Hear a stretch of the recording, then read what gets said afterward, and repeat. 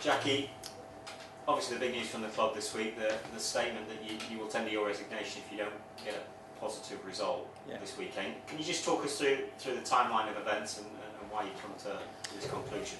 Well, I think personally, I think the fallout from the game the other night, you know, after the game obviously I was very down, and the next day as well I had a good chat with the chairman, and you know, I was going to walk away after the game. Truthfully, I think the honest side of it, I don't think I did anything else in place to do that at that point. You know, and I was disappointed with the reaction when we lost the goals and the fallout from that. With the players, you know, and I think a lot of them didn't handle the pressure when we lost the goal, and they kind of capitulated, as we said.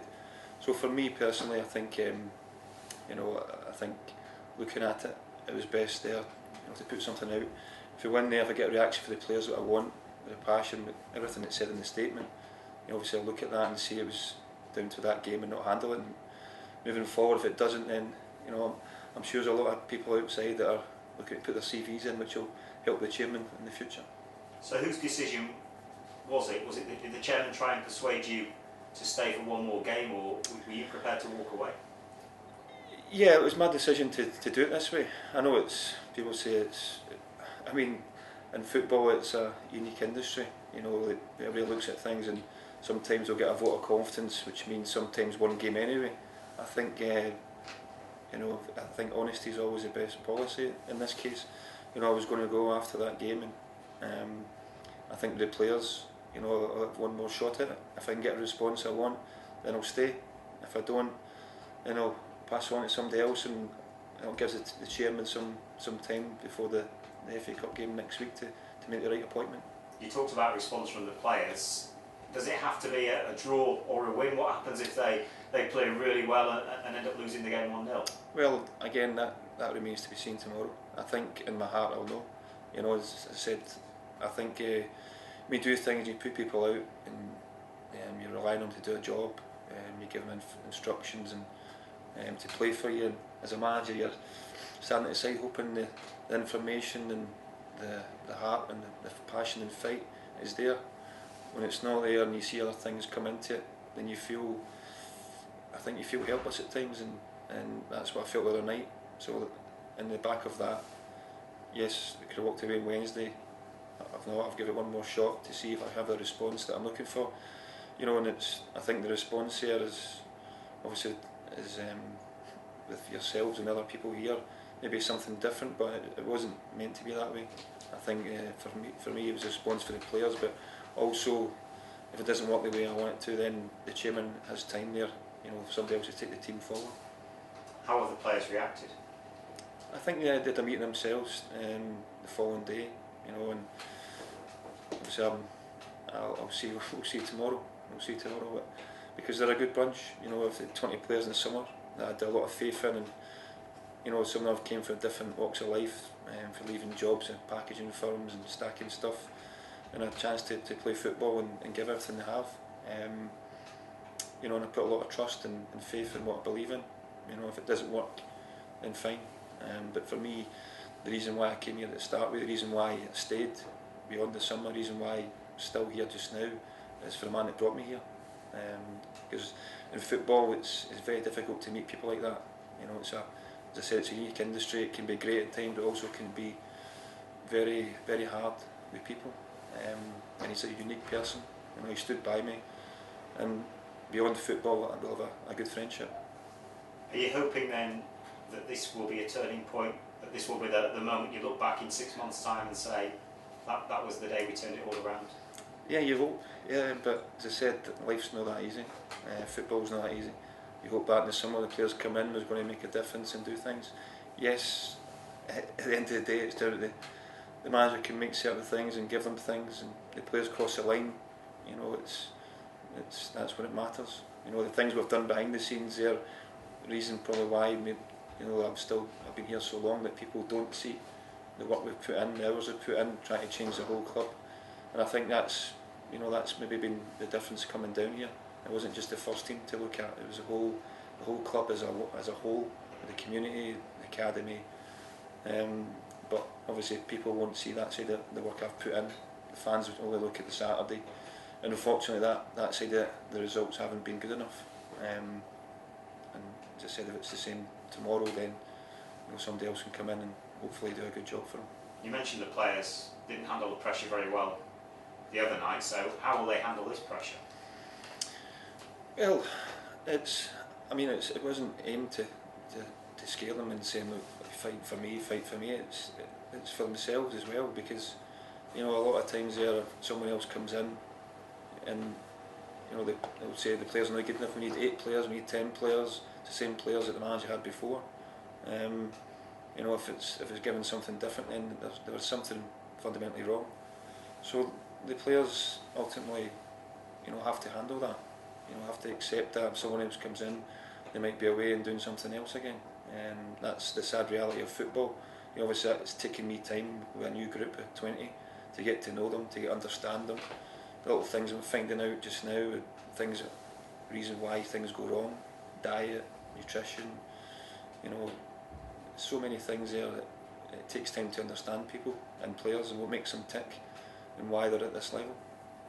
And how difficult has it been for you on a personal level? There have been a couple of incidents that have made the press over the last couple of weeks, as well as that. Has that made it more difficult for you?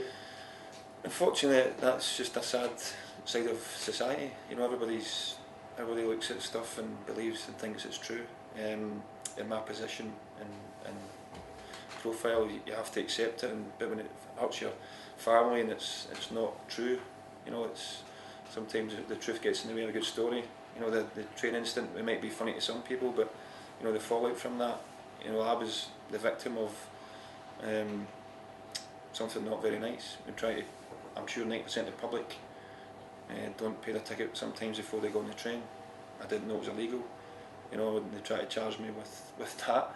We go on the train, which they did, and evading payment, which obviously provided proof that everything was working properly and had the means, but either the machine wasn't working with the guy or maybe something more sinister.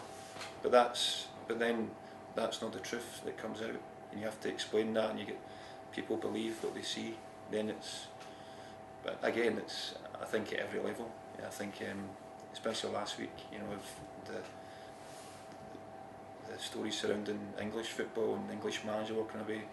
I'm down here in the press for having to change the release in my car, and nonsense about a train ticket and lies. So yeah, it happens everywhere. You just have to get on with it. Does it make the job more difficult for you though when you've got all these added It's distractions, but I look at it back and step back from it, and sometimes that's what it's aimed to do, and that's me walking away is giving into that, and that's why I've stayed so far to try and fight it. And the only thing that wins and changes that is the results in the park. As I said, they haven't been there. As I said, if it's not there tomorrow, then somebody else can come in and take that. Jackie, if I may ask, Paul Ogden, BBC Yorkshire. Yes. How difficult are you making it for yourself? Because you're in a notoriously difficult job market. You're giving yourself an ultimatum, aren't you, professionally? I think as a manager you give that every week. I think you can have a bad month, and the tension's on it. And as I said earlier, it's a unique industry. The amount of managers have lost their jobs this early in the season. You look at Aston Villa; they just started a club has been in turmoil for a number of years. This club has changed the manager a few times over the last few years, floating around League 2 since you got promoted. So it happens at every level. I'd say the vote of confidence, which probably means the same thing. I think honesty is obviously the best policy, rather than there might be people there, York fans tomorrow turn up hoping we get beat, which is reality. I want somebody else to come in and take over.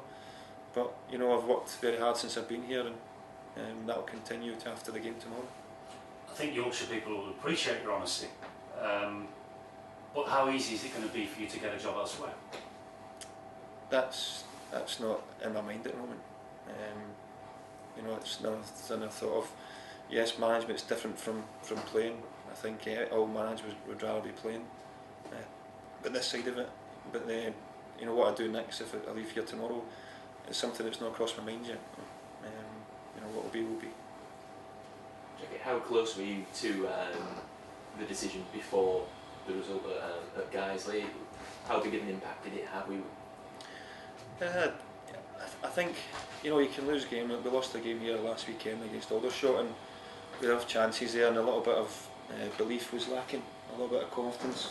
You know, I've struggled in front of goal of late, which reflects in some of the results. We lost a couple of games by the odd goal, but I think the guys' game was a one-off. You know, I think guys who were fighting for lives, and I think we just, as I say, we capitulated. We went one up. We started quite well in the game. We lost a goal, and then the whole energy of the team had changed, and you know, I thought a few of them just wanted to get out of there. You know, it was a bit of a farcical night with the lights going off with 5 minutes to half time, and we had to wait 45 minutes to restart the game, which I don't think would normally happen, but it's not been normal so far. How close have you been to this decision before, to this move? A few times, to be honest, a few times. You know, it came down. I think coming down at the start and seeing behind the scenes, but as I said, to reiterate what I said earlier, the reason why I came was for the man at the top. You know, a lot of my friends, and when I left my last job, why did you come down here? Why did you come to League Two? Why not try and get something else?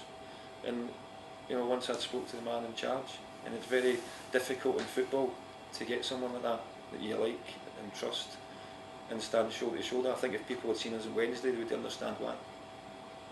Jackie, what's different about the owner? You say he's someone you've not sort of met before. What's different about him to other people you've worked with? He's passionate, he's honest, he doesn't, I think he's very, very strong. You know, how he's handled it. You know, he's, I think for this club, he's been 13 years I think he's been here and dealt with a lot. You know, the easiest thing to do is to get rid of me last season, get rid of the end of the season, get rid of me last week, this week. But he believes in what I've been doing and what I've been doing behind the scenes. The results in the pitch haven't been there, and he stayed strong with us. And it's all something I always admire him for. As I said, regardless of what happens, you know, I think you know, he's a special person.